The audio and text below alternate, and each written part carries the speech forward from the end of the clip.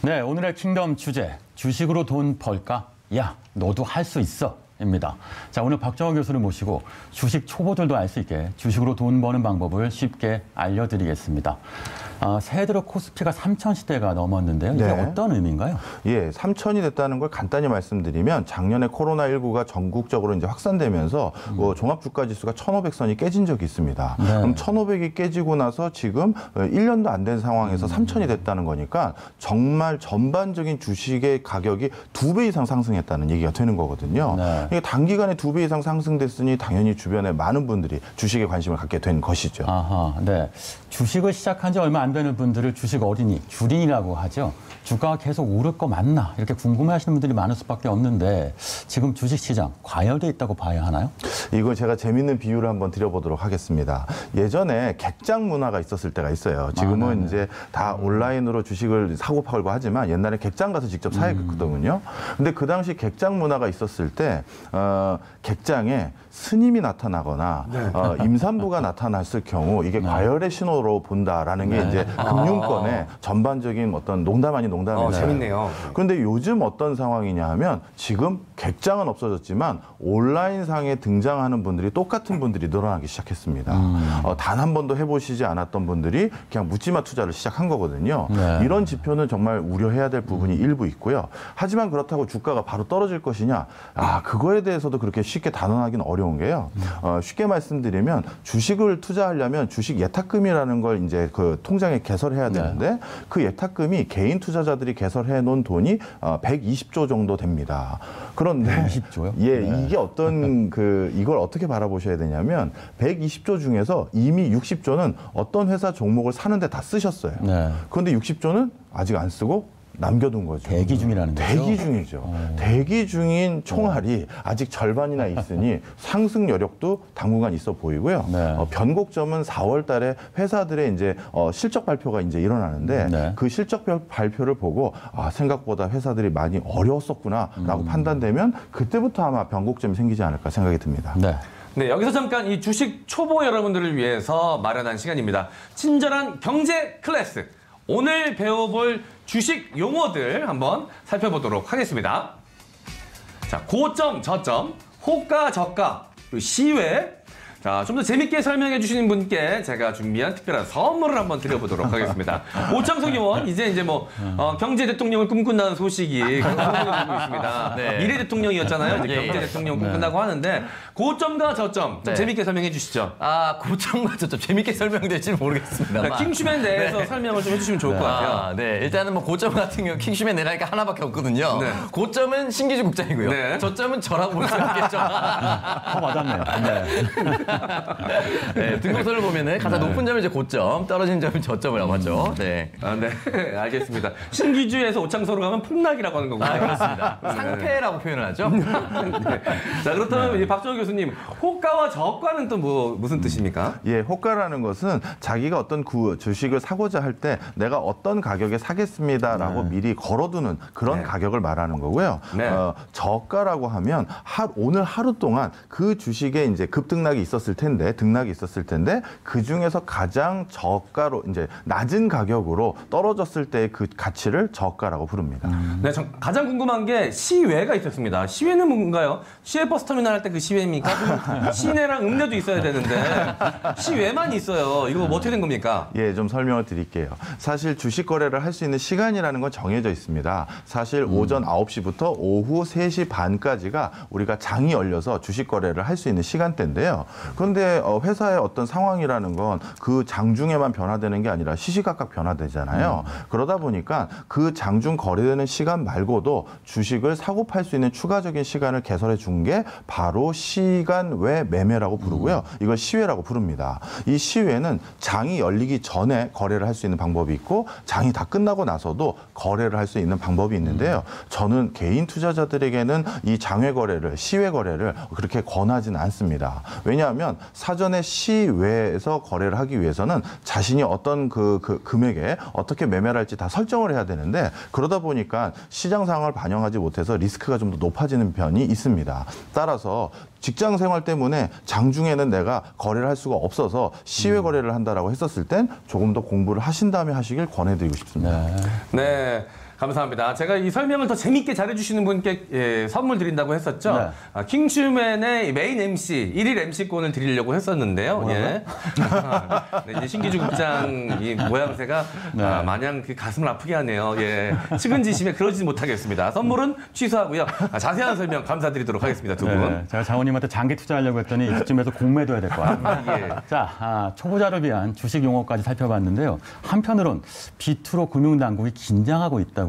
네, 맞습니다. 일단 홍남기 경제부총리도 우려의 표명을 했습니다. 지난 10일 한 언론과의 인터뷰에서 실물과 금융시장에서 어떤 부정적 충격이 있을지도 모른다. 라고 이야기를 남겼습니다. 실제로 새해 들어서 동학개미들이라고 표현을 하죠. 이 국내 주식시장에서 14조 원이 넘는 폭풍 매수를 이어갔습니다.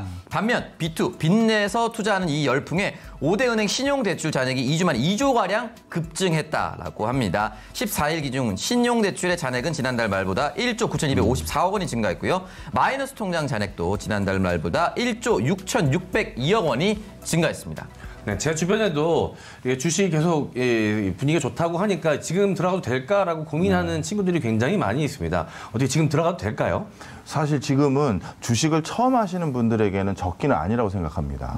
사실 주식 투자로 돈을 번다는 것도 나름대로의 학습과 공부가 많이 필요한데요. 지금처럼 이제 장이 대세 상승장인 경우에는 조금만 해도 돈을 버는 경우가 있어요. 그러다 보니까 자칫 잘못하면 주식 투자 되게 쉽구나, 이렇게 하면 돈 버는구나 하면서 나쁜 습관이 몸에 배는 경우가 되게 많습니다. 그래서 지금은 저는 오히려 이렇게 장이 좋을 때 들어가서 나쁜 습관이 몸에 배면요, 그 뒤에 상당 기간 그 습관 때문에 오랫동안 손해를 보는 경우가 많기 때문에 좀 주의하셨으면 좋겠다, 이 말씀도 꼭 드리고 싶어요. 네, 지금 개인 투자자들의 가장 뜨거운 이슈, 공매도입니다. 금융위원회가 공매도 금지를 3월에 해제하겠다고 했는데요. 공매도가 재개되면 개미들이 피눈물을 흘린다, 이런 말도 있는데 일단 공매도 대체 뭡니까? 공매도가 간단히 뭐냐고 말씀드리면 이렇게 말씀드리고 싶습니다. 원래 우리가 예를 들어서 킹슈맨 주식회사라는 회사가 앞으로 각광받을 것 같다고 판단이 들었어요. 그럼 여기 계신 세 분은 이 회사 어떻게 투자하실 거예요? 네, 잘 된다에 투자를 하겠죠. 그럼 그냥 주식 매수하면 되지 않습니까? 네. 그런데 킹슈맨 주식회사가 앞으로 안 좋아질 거다라고 우리가 판단이 들었어요. 그래도 돈을 버는 방법이 있습니다. 바로 그게 뭐냐면 공매도를 하면 되는 거예요. 공매도는 쉽게 말씀드리면 주가가 떨어졌을 때 오히려 돈을 버는 구조인데요. 제가 간단히 이걸 설명을 드리면요. 여기 있는 우리 세 명이 주식 거래를 하는데 이 킹슈맨 주식회사의 주식을 가지고 있는 게 우리 국장님이신데 저는 그 주식이 없어요.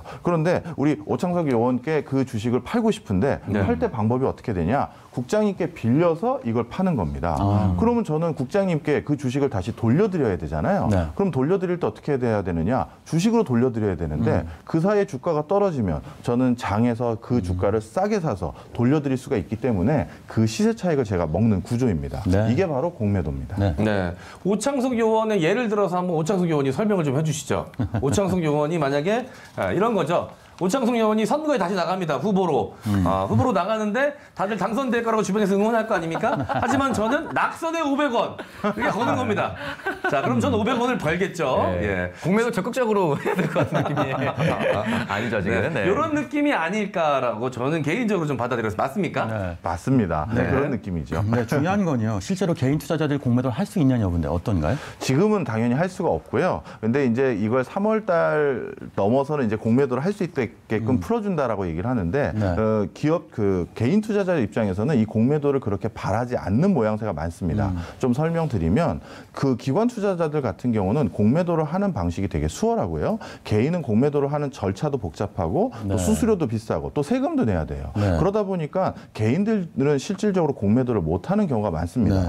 근데 지금 주가 3천 올라갈 때까지 누가 여기까지 올려놨나요? 다 개인들이잖아요. 기껏 올려놨는데 이제 기관 투자자들이 공매도를 통해서 오히려 주식을 떨어뜨리는 거 아닌가라는 의구심만 가지고 있는 상황이죠. 네, 이래서 기울어진 운동장애가 나오는 것일 텐데 그럼 좋은 기능이라는 것도 있습니까? 예, 있습니다. 사실 우리가 어떤 그 알토란 같은 돈을 모아가지고 어느 회사 주식을 사면요. 그러다가 그 회사가 갑자기 불의의 사고로 인해서 주가가 떨어질 요인이 생기면 실제 우리가 그 주식을 잘 못 팝니다. 본전 생각이 나잖아요. 조만간 다시 오르겠지 하는 그 마음으로 기다리게 되는데 그런데 그러다 보면 어떻게 되느냐. 그 회사의 실상은 주가가 반토막이 나야지만 정상인데 많은 사람들이 매도를 안 하고 보유만 하고 있다 보니까 실제 그 회사의 그 실상과 주가가 괴리감이 있을 때가 있습니다. 네. 그러다 보면 이걸 조종하기가 어려워지는데요. 네. 그런데 공매도 제도가 있으면 주식이 떨어질 수 있는 경로, 떨어지면서 돈을 벌 수 있는 경로가 있기 때문에 그 회사의 실상과 그 회사의 주가가 괴리감이 줄어든다는 그 장점이 있습니다. 네, 금융위원회는 기울어진 운동장이 공매도를 바로잡기 위해 어떤 보완책을 갖고 있나 이것도 한번 짚어주세요. 네. 사실 좀 말씀드리면 아직까지 아무 보완책이 없다라고 봐도 과언이 아니에요. 아, 네. 사실 공매도 과정에서 불거지는 여러 가지 문제점들, 그다음에 개인 투자자들이 기관 투자자들에 비해서 실질적인 이득을 더 보기가 어려운 구조, 네. 이걸 어떻게 보면 해소할 수 있는 대안은 물론 우리나라뿐만 아니라 외국도 이렇다 할 대안이 제시되어 있는 곳은 없고요.